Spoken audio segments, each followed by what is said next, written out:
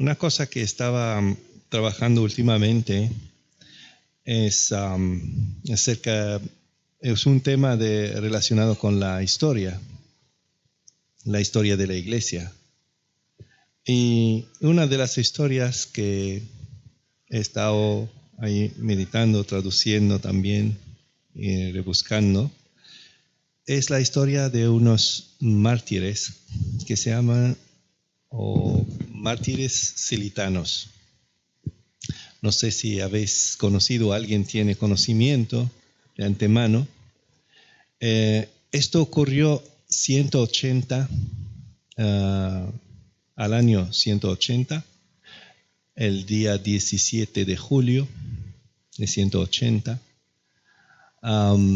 En aquel año conoció dos acontecimientos, además de este y 4 meses justamente antes de esta fecha, que es el 17 de marzo, murió el emperador Aurelio, Marco Aurelio, y tomó el mandato su hijo, se llama Commodus.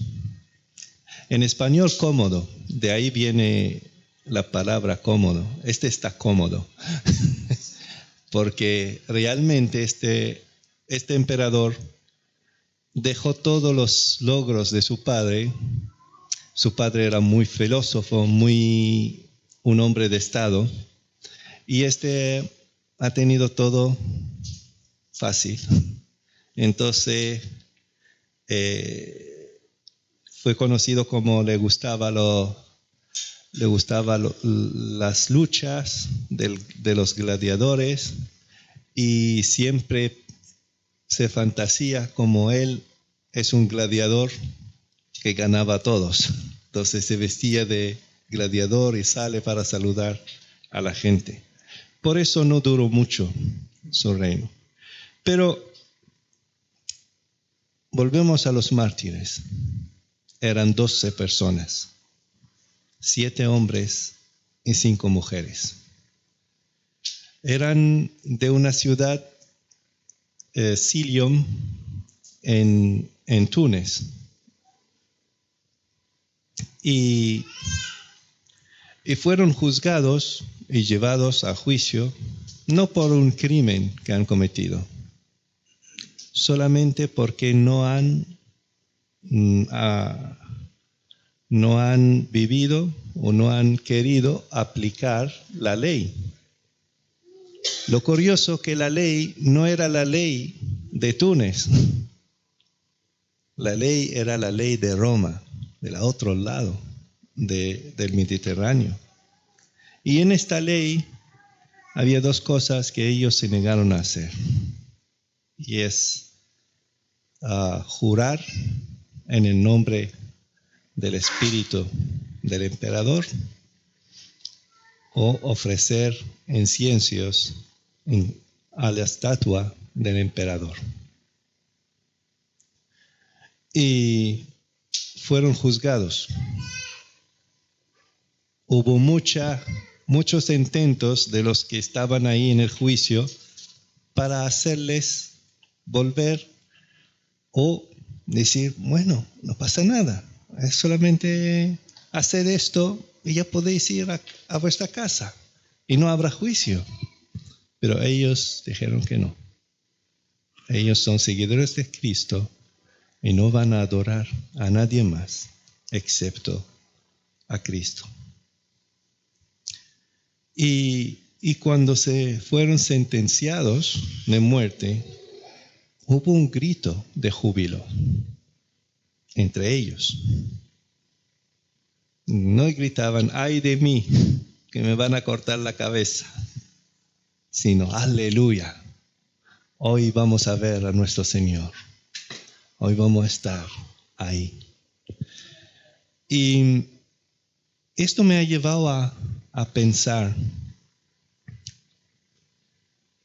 porque muchas veces el hermano Antonio nos comparte de los que están perseguidos y nos pide de orar por ellos. Y muchas veces yo tengo un problema. porque yo me encuentro con, ¿cómo se llama?, un gran obstáculo. Porque los que están sufriendo por Cristo realmente necesitan nuestras oraciones. A veces me lanzo esta pregunta y encuentro la respuesta que no, porque ellos saben por qué están sufriendo. Han elegido y saben que Dios está con ellos. No necesitan más, porque todo lo que necesitan ya lo están disfrutando. Aquel que está en la cárcel no necesita más, porque cada día él experimenta estar al lado de Jesucristo. O bien dicho, Jesucristo está conmigo. Lo experimenta, lo vive. No es algo que tengo que orar para que él lo experimenta. Sin embargo, empiezo a orar por los que no sufren. Los que todavía están, no sé dónde están. Los que no han tenido esta oportunidad para dictaminar, ¿soy con Cristo o no lo soy? ¿Estoy aquí o estoy allá? Esos sí necesitan oración. Y estos son millones y millones de hermanos cristianos hoy en día, que viven la fe cristiana, pero no experimentan el poder de la transformación. Y de la transformación quiero hablar hoy. Que la transformación es un cambio en el corazón. Y para eso vamos a leer unos versículos que a la simple vista uno dice, ¿y esto qué tiene que ver con la transformación? Pero no nos precipitamos en el juicio. Vamos a leer Mateo 23, del 1 al 12.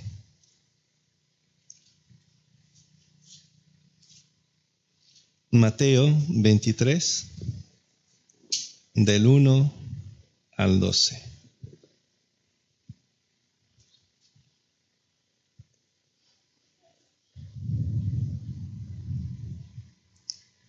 Dice la palabra de Dios. Entonces habló Jesús a la gente y a sus discípulos diciendo, en la cátedra de Moisés se sientan los escribas y los fariseos. Así que todo lo que os digan, guardéis. Guardadlo y hacedlo. Mas no hagáis conforme a sus obras, porque dicen y no hacen.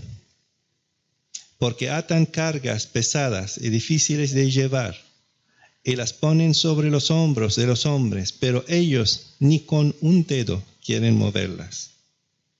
Antes hacen todas sus obras para ser vistos por los hombres, pues ensanchan sus filacterias y extienden los flecos de sus mantos, y aman los primeros asientos en las cenas y las primeras sillas en las sinagogas, y las salutaciones en las plazas, y que los hombres los llamen Rabí, Rabí.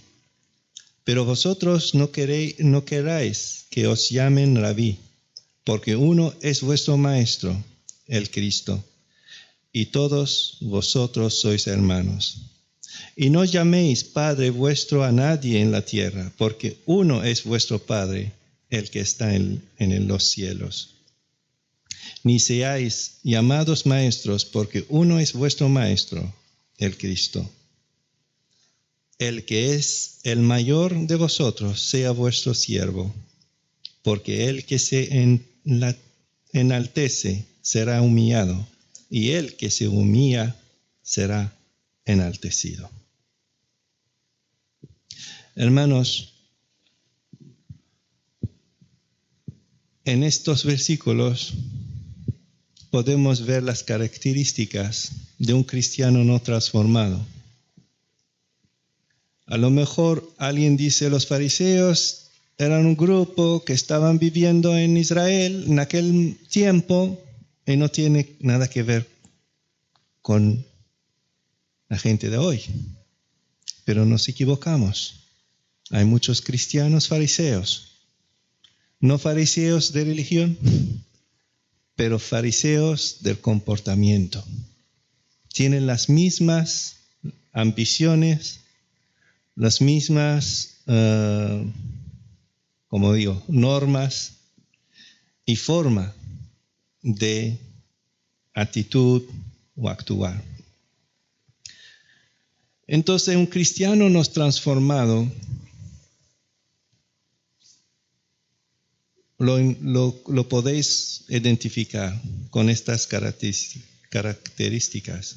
Primero, es un cristiano que busca la exclusividad. Es muy prepotente y rígido. Se proclama como el único que puede interpretar las Santas Escrituras. Y puede que sí. Pero la interpretación correcta o el conocimiento de las Escrituras no convierten a uno en cristiano. Hoy en día hay muchos que conocen bien la Biblia, conocen la palabra, hasta mejor que yo, pero no son cristianos. Y no son creyentes. Por eso dice, en la cátedra de Moisés se sientan los escribas y los fariseos. ¿Y qué significa esto? Es como, después de Moisés somos nosotros. No vas a encontrar nadie más.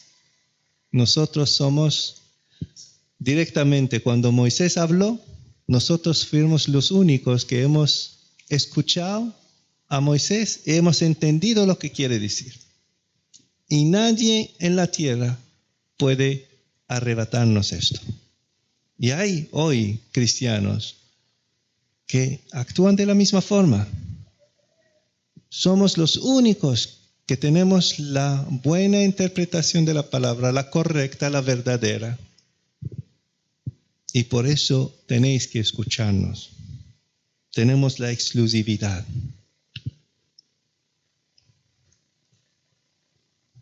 Y hay la advertencia de Jesús cuando dijo, ay de vosotros, intérpretes de la ley, porque habéis quitado la llave de la ciencia. Vosotros mismos no entrasteis, y a los que entraban se lo impedisteis. Estoy en Lucas 11:52. ¿Estáis de acuerdo conmigo? Hoy hay muchos que proclaman la exclusividad. Segunda característica, no tienen frutos. Son estériles y carnales.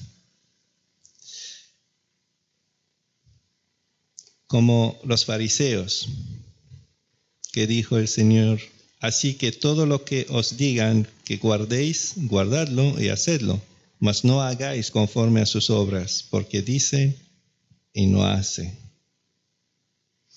Y estos cristianos hablan mucho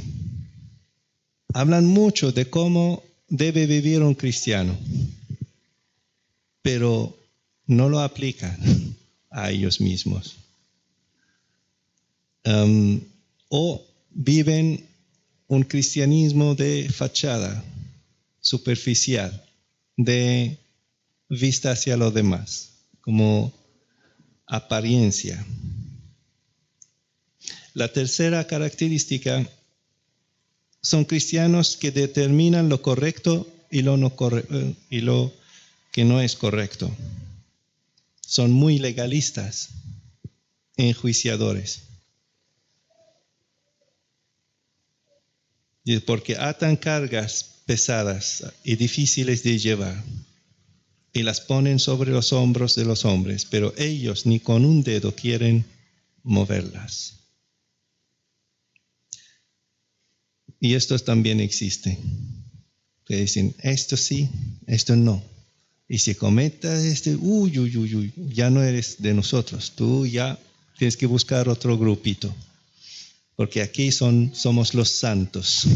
Los demás son fuera. Cuarta característica. Es un cristiano que ama el protagonismo.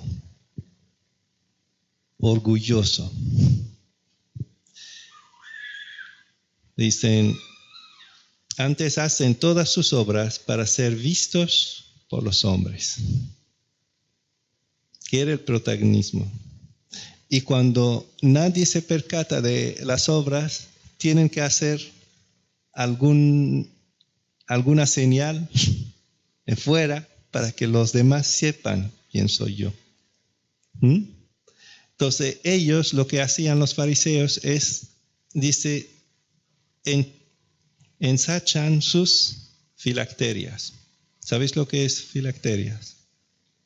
Son este pergamino con piel o algo que atan al brazo y atan aquí en la cabeza.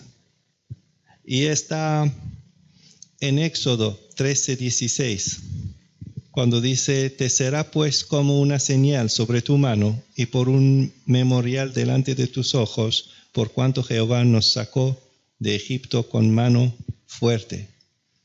Y ahí ellos escriben, me parece, los 10 mandamientos y lo ponen ahí y lo atan para que estén delante de sus ojos, o señal sobre tu mano. Y todo esto era simbólico. La mano significa en tus obras.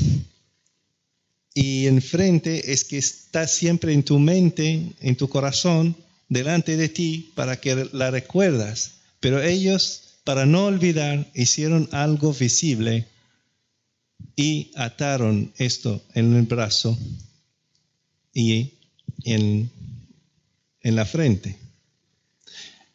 Y los fariseos, en vez de poner una pequeña, la ponen tan grande que se puede ver desde lejos. Para decir, este es un buen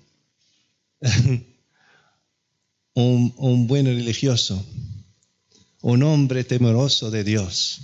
Este sí sabe de la ley. Y también los mantos alargan los flequillos, extienden los flecos de sus mantos. Para saber. Estos son la gente de Dios. Y la quinta característica de un cristiano es quiere ser el primero, egoísta. Los fariseos aman los primeros asientos en las cenas y las primeras sillas en las sinagogas. Y el sexto busca el reconocimiento, buscan la fama.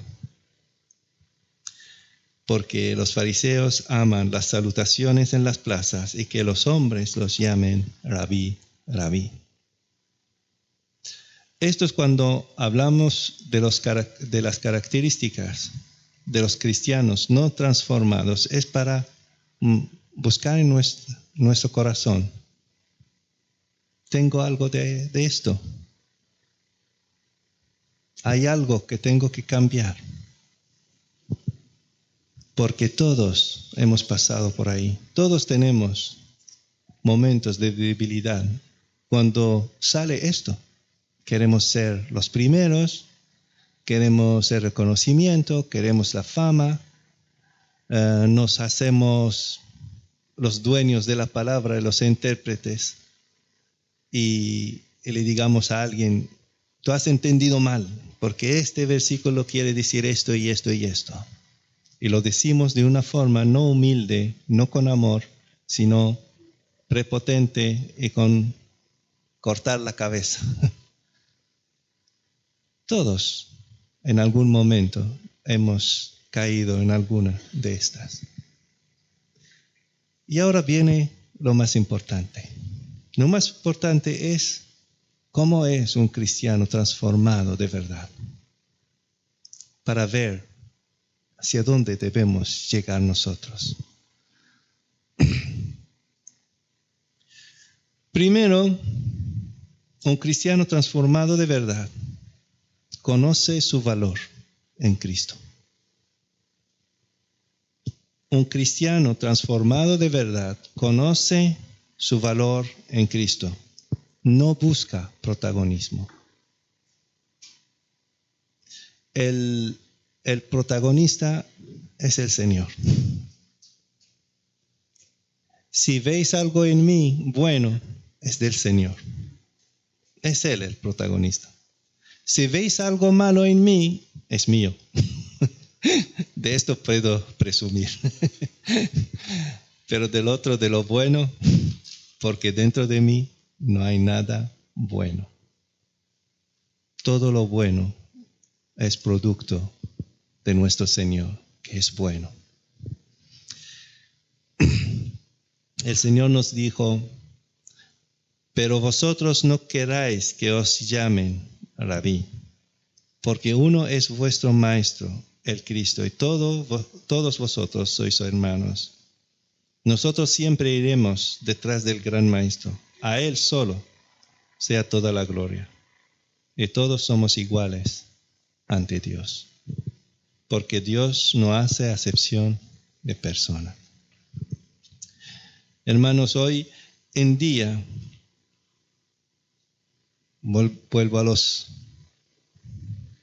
hoy en día vivimos en un momento cuando la gente ya está buscando títulos, porque ya ser hermano no es suficiente, ¿no? En la primera iglesia, todos se llaman hermano, hermana. Pasó un poco de tiempo, empezaron a aparecer algunos titulillos. Anciano, obispo, pastor, reverendo. Y llegando hoy, ya pastor no es suficiente. Me tienes que llamar profeta. Ya profeta no es suficiente, me tienes que llamar apóstol. ¿Por qué? Porque no conocen su valor en Cristo. Si hubiera conocido su valor en Cristo, no le importa. No importa cómo me llames. Es más, el título mejor, el título más grande que tenemos es hermano, hermana. Este es nuestro título mejor valorado, no el otro, pero nosotros lo tenemos a la inversa. Y cuando conoce uno su valor en Cristo, no le importa cómo le llame. Mira Pablo, cuando pensaba en las cosas que uno puede confiar. Si alguno piensa que tiene de qué confiar en la carne, yo más. Circuncidado al 8º día, del linaje de Israel, de la tribu de Benjamín, hebreo de hebreos, en cuanto a la ley fariseo, en cuanto a celo perseguidor de la iglesia, en cuanto a la justicia que es en la ley, irreprensible. Pero cuántas cosas eran para mi ganancia, las he estimado como pérdida por amor de Cristo. Esto significa, ha encontrado su valor verdadero, no en estos titulillos, sino en Cristo.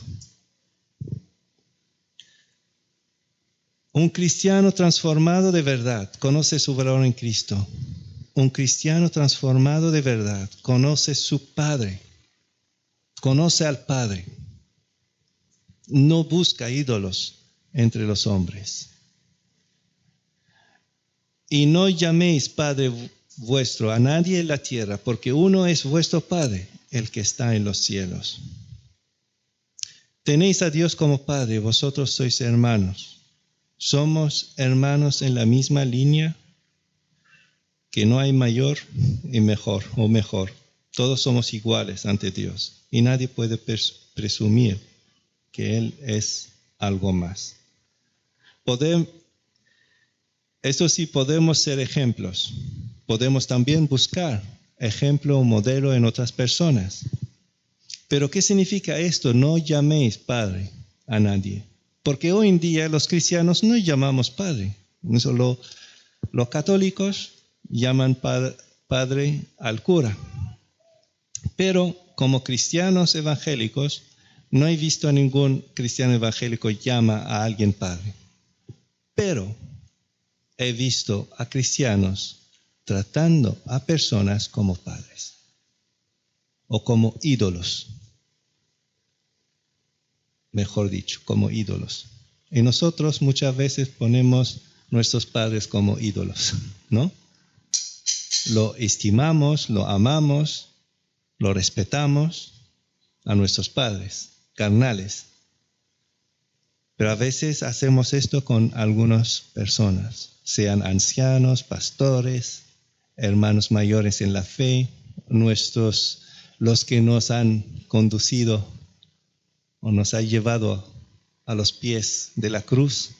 También a veces los ponemos en un pedestal.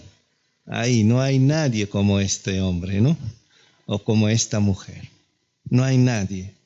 A esto se refiere Cristo. No llaméis a nadie así. Podemos reconocer los que están entre nosotros y debemos reconocer los que trabajan, los que son modelo para nosotros, los que nos animan a seguir.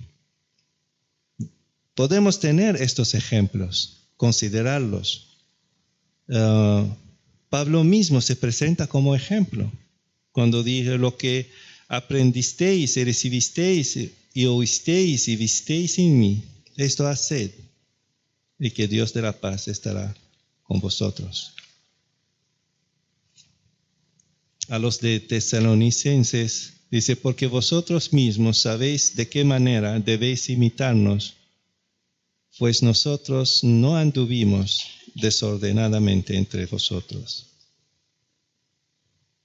Y dice: no porque no tuviésemos derecho, sino por daros nosotros mismos un ejemplo para que nos imitaseis.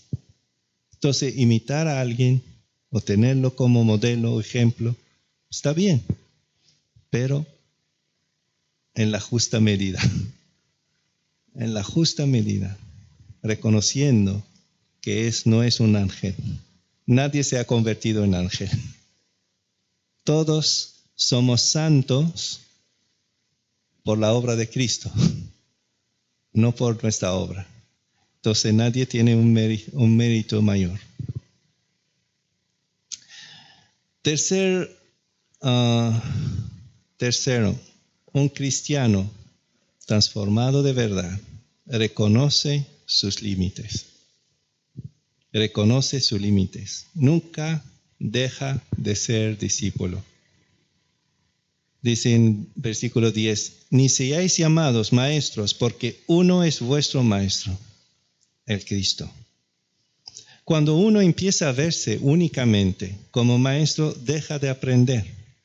O mejor dicho, pierde la habilidad de aprender. Y se estanca. Y se vacía. Y en poco ya no tendrá nada que dar, porque no quiere aprender. Nosotros debemos siempre seguir y perseguir el conocimiento, el aprendizaje. Nunca terminamos de ser discípulos de Cristo. En ningún momento. El día que yo dejaré de ser discípulo, estaré en el cielo con Él. Y quizás ahí todavía seguiré discípulo, pero por lo menos aquí en la tierra hablo de lo que yo veo. Lo que no se ve, en su momento se conocerá. Pero en esta tierra, mientras vivamos, mientras tenemos este corazón y este cuerpo de corrupción, es un cuerpo de corrupción, vamos a seguir siendo discípulos. ¿Y por qué debemos tener cuidado de no creernos como maestros? Santiago nos advierte: hermanos míos, no haya entre ustedes tantos maestros, pues ya saben. Yo hablo de la traducción del Dios habla hoy porque da, ¿cómo se llama? Es más fácil de entender, mejor entendimiento. Hermanos míos, no haya entre ustedes tantos maestros, pues ya saben que quienes enseñamos seremos juzgados con más severidad. Todos cometemos muchos errores. Ahora bien, si alguien no comete ningún error en lo que dice, es un hombre perfecto, capaz también de controlar todo su cuerpo. Y mientras que alguien no es capaz de controlar todo su cuerpo, uno dice: yo cometo errores. Y por eso tengo mucho miedo muchas veces al exponer la palabra. Muchas veces subo aquí con temblor porque puedo cometer algún error enseñando. Y muchas veces me lanzo al pies de Cristo y le digo: Señor, no permita que salga nada de mí, de mi entendimiento e inteligencia. Que tú tomes el control de mi boca, de mi lengua, y que tú enséñanos a todos. Por eso debemos tener atención de no proclamarnos maestros únicos. Siempre seremos discípulos. Siempre debemos crecer. Pablo dice: creciendo en el conocimiento de Dios. Debemos crecer en el conocimiento de Dios. Y Pedro también lo vuelve a decir: antes bien, creced en la gracia y el conocimiento de nuestro Señor y Salvador Jesucristo. Cuarto, un cristiano transformado de verdad conoce el propósito de su vida. ¿Por qué estás aquí? ¿Por qué estoy aquí? Su vida es servir al Señor. El que es mayor de vosotros sea vuestro siervo. Y en esto hacemos una cosa, es seguir el modelo del Maestro. En Marcos 10, 43, 45, dice: pero no será así entre vosotros. Cuando estaba recriminando a Juan y Jacob porque querían ser mayores o los mejores, uno a la diestra, el otro a la derecha. O cuando estaban preguntando quién es el mayor o el mejor. Pero no será así entre vosotros, sino que el que quiera hacerse grande entre vosotros será vuestro servidor. Y el que de vosotros quiera ser el primero será siervo de todos. Porque el Hijo del Hombre no vino para ser servido, sino para servir y para dar su vida en rescate por muchos. Este es el modelo que tenemos de nuestro Señor. Él no vino para ser servido. Y hoy a mí me lamento ver muchos de los servidores o los que se proclaman como siervos de Dios. Lo único que anhelan es ser servidos por los demás. 5. Un cristiano transformado de verdad conoce su lugar y por eso es humilde. Porque el que se enaltece será humillado y el que se humilla será enaltecido.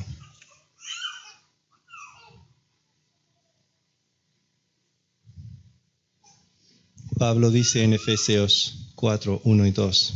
Yo pues, preso en el Señor, os ruego que andéis como es digno de la vocación con que fuisteis llamados, con toda humildad y mansedumbre, soportándoos con paciencia los unos a los otros en amor.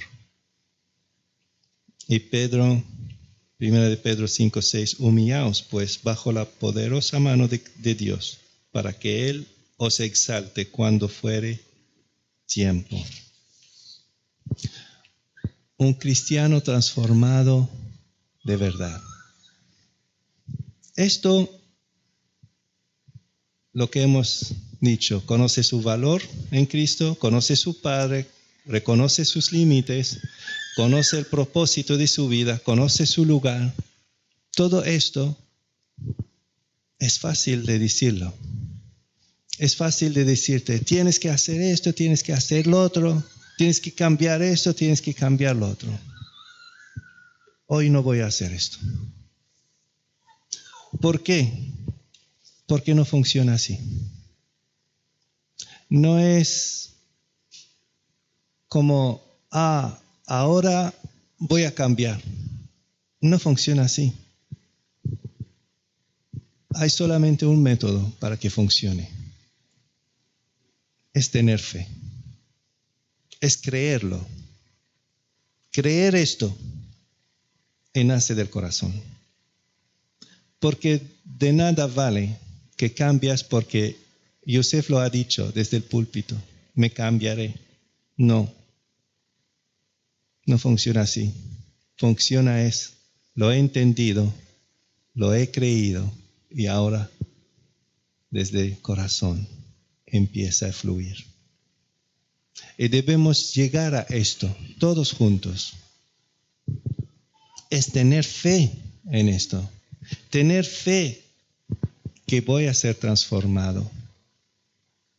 La transformación nace en el corazón. Hemos creído en Jesucristo y Él produjo en la transformación en nuestro corazón. Y cada vez que creemos más, cada vez hacemos el cambio. ¿Y sabéis cómo se hace? Aún más. Es cuando dejamos de actuar. Muchos cristianos hoy en día son incapaces de transformación porque no dejan de intentarlo. Entenderme bien. No estoy diciendo una barbarie aquí. ¿Y qué? ¿Dejamos de hacer las cosas? No. Al intentar de hacerlo, no dejan que el Espíritu Santo lo haga en ellos. A esto me refiero yo. Porque lo hacen como si va a venir de su propia voluntad. Como si yo tengo una potestad para cambiar mi corazón. Nadie tiene esta potestad. Estás perdiendo el tiempo. Y si lo estoy haciendo, estoy perdiendo el tiempo. La única forma es tirarse a los pies de Cristo y decirle, Señor, perdóname por no dejarte obrar en mi vida. He aquí, te entrego mi corazón. Transfórmalo. Haz tú el cambio en mí. Haz tú este cambio. Toma tu lugar en mí. Porque cuando el Espíritu Santo nos llena de verdad, todo esto se produce de forma genuina, sin esfuerzo ni siquiera, porque viene de lo alto. Hermanos, si queremos una transformación real, verdadera, debemos dejarle a Él actuar en nosotros y venir y hacer, Señor, ya no voy a intentarlo más. Tú tienes que hacer tu milagro en mí. Esto es someterse a Dios. Esto es entregarte al Espíritu Santo y dejar que Él obra en ti, en mí, en nosotros. Hermanos, cuando el Espíritu Santo toma su lugar, todo en nosotros, en este momento, conocemos nuestro valor y no vamos a andar buscando protagonismo. Conoceremos nuestro Padre y no vamos a intentar hacer de nadie como ídolo. Reconocemos nuestros límites y no nos proclamamos como maestros. Conoceremos el propósito de nuestra vida y no andamos perdidos por ahí, sino en cada momento sé lo que Dios quiere hacer de mí, en mi vida, en cada momento. Y en este momento también conoceremos nuestro lugar. Por lo tanto, viviremos humildes. No buscamos ni fama ni nada. Hermanos, que sea hoy el día de una transformación real en nosotros, entregándonos al Señor y dejamos que Él haga su obra en nosotros. Que el Señor nos bendiga. Amén.